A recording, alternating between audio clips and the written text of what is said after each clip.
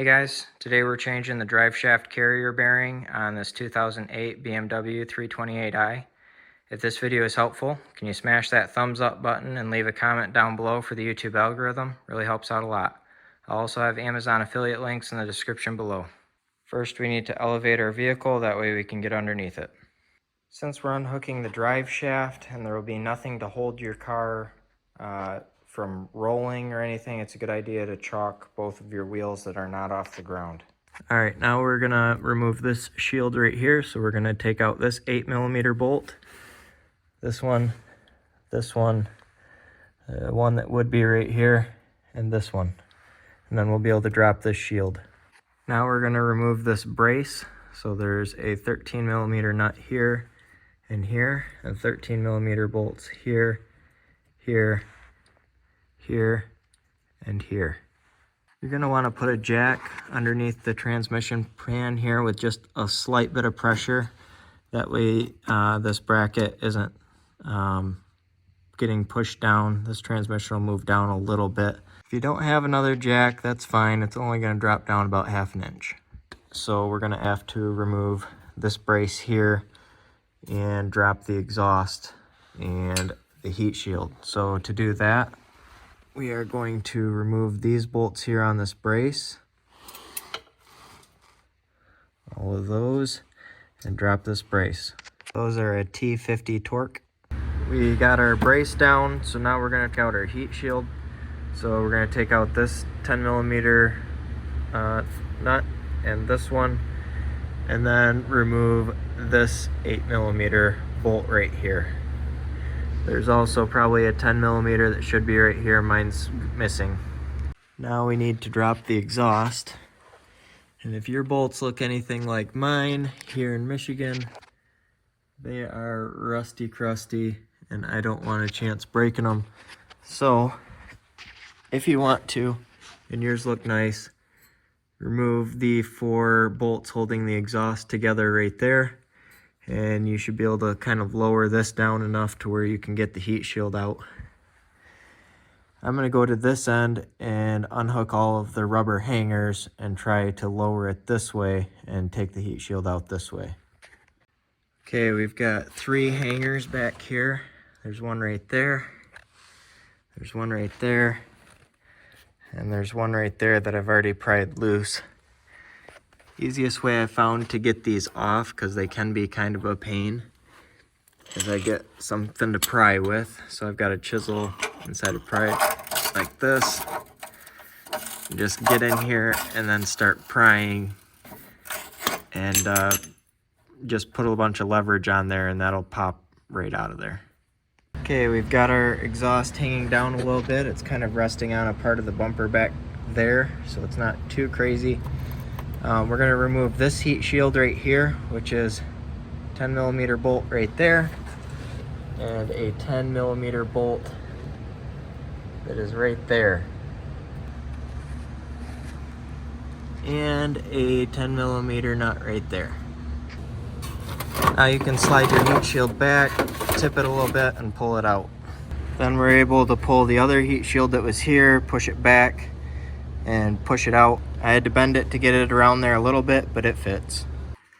All right, now we're gonna unhook our carrier bearing, which is that bolt right there and that bolt right there. Those bolts are 13mm. All right, now you need to start the vehicle and then shift into neutral. And then we're gonna shut the car off. With a little bit of careful placement, I'm able to avoid removing this bracket here. But if you want to take that off, it is this bolt, and then a bolt up behind here on both sides, this side and on the other side, and you'd be able to remove this bracket. But I don't think that you need to. So these are 18mm bolts, so I've got an 18mm wrench with the one end on there.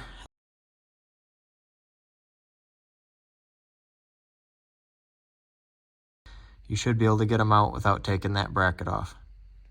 Now we're going to take out these E12 bolts holding the drive shaft to the rear differential.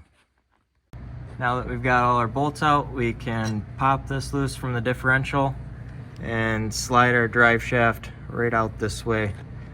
Or if you took the front exhaust off, you can slide it out the front. Alright, the drive shaft is going to be kind of hard to pop loose of the differential. But what I did is got a cold chisel and just kind of pounded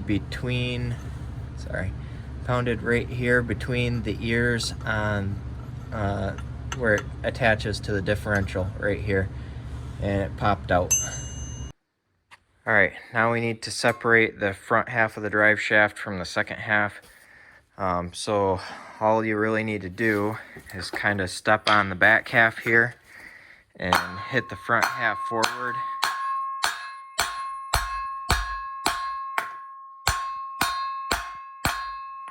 You can see it's separating right here.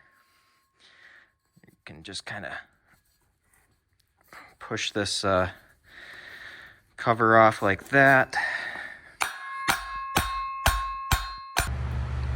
Now before you slide this all the way apart, you want to make a mark on here. Actually, probably right about here would be a decent spot. You can just draw a paint mark like this. That way you know where the drive shaft goes back together. Reason for that is these are balanced, and if you take it apart and put it back together in a different spot, it might not be balanced anymore and you might get a vibration when you're driving. You want to be careful not to wipe this part off in the next step though. Now we've got our drive shaft separated. This cover right here just kind of slides off from here, kind of in a similar manner here. There's just a groove and this just pops out, so you can gently work that out.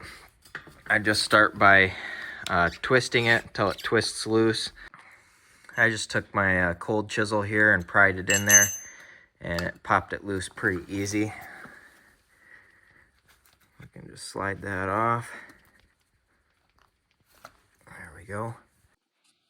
Okay, so this is just pressed on there. So what you need to do to get that off, just kind of, I set it up here, hold it between my knees. I've got a punch that looks like this. I take this punch and try to, it's kind of hard to show while holding the camera, but basically twist the shaft so that it's in this position here. Take this and put it down there. Try to get it past this rubber part right here to where it's hitting on the steel of the lower part of the bearing. Tap it on here, then go to the, twist it around like this.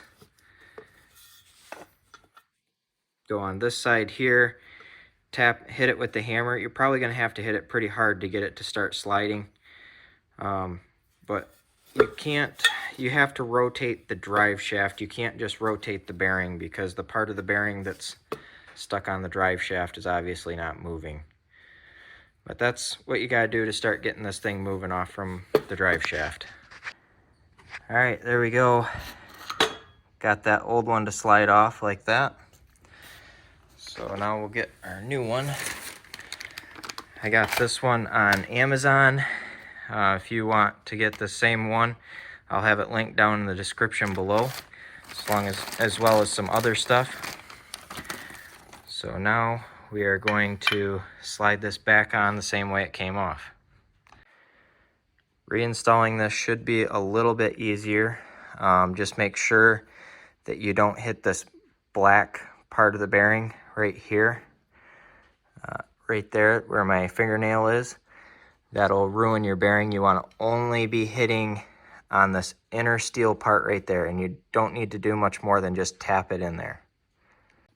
You're going to want to keep tapping this down until the back part of that steel bearing, or the bottom part of the steel bearing right there, where my fingernail is touching right up to this. So easy does it, just slow and steady. Keep taking that punch, and just tap a little bit on this side right here, and just work yourself around and just keep tapping it on there with firm taps and it'll keep driving it back there and you'll get it seated. Now that we've got our carrier bearing hooked, reinstalled, you can stick your rubber boot back on. Basically just same way it came off, it's got to go in that groove again, so you got to push it down in there and get it worked over that groove, and then slide your drive shaft back together, slip this over top of that groove, and then we're ready to reassemble. Wouldn't hurt to put a little grease on the spline shaft here, maybe work some into here too. That'll just help keep this lubricated so this slides nice and easy while you're driving. If you're gonna be doing all the work pulling the drive shaft out here, wouldn't be a bad idea to change your flex disc. I'm gonna have an Amazon affiliate link in the description for that as well. Now that we've got this back together, you pretty much just reassemble in reverse order. As I'm putting stuff back together, I like to use a little anti-seize. You never know if you might be taking it back apart again soon. You don't need a ton. I just get a little dab on the end of the bolt right there, and as you turn it in, it'll spread around. So if this video is helpful, smash that thumbs up button. Leave a comment down below for the YouTube algorithm. Really helps out a lot. Remember, I've got those Amazon affiliate links in the description if you want to check those out. But have a good one, guys, and good luck with this.